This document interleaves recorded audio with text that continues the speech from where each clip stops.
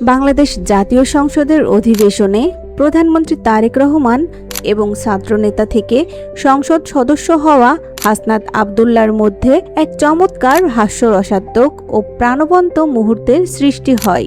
অধিবেশনের এক পর্যায়ে হাসনাত আব্দুল্লাহ যখন জনগুরুত্বপূর্ণ বিষয় নিয়ে বক্তব্য দিচ্ছিলেন, তখন তার চিরচেনা তেজস্বী বাচনভঙ্গি দেখে প্রধানমন্ত্রী মৃদু হাসেন।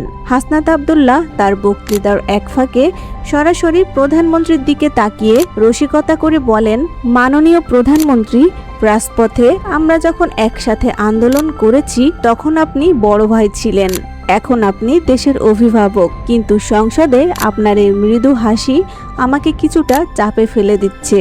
জবাবে প্রধানমন্ত্রী তারেক রহমান মাইক অন করে হাস্যোজ্জ্বল মুখে বলেন, চাপে পড়ার লোক তো আপনি নন হাসনাত সাহেব। রাজপথ কাঁপানো আপনার এই কণ্ঠ এখন সংসদেও প্রতিধ্বনিত হচ্ছে দেখে আমি আনন্দিত।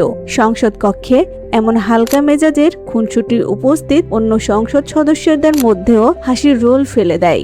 গম্ভীর রাজনৈতিক আলোচনার মাঝে এই দুই নেতার এমন আন্তরিক ও মানবিক ভঙ্গি গণতন্ত্রের এক নতুন ও ইতিবাচক রূপ হিসেবেই দেখছেন রাজনৈতিক বিশ্লেষকরা। এই খুনসুটি সামাজিক যোগাযোগ মাধ্যমেও বেশ সাড়া ফেলেছে।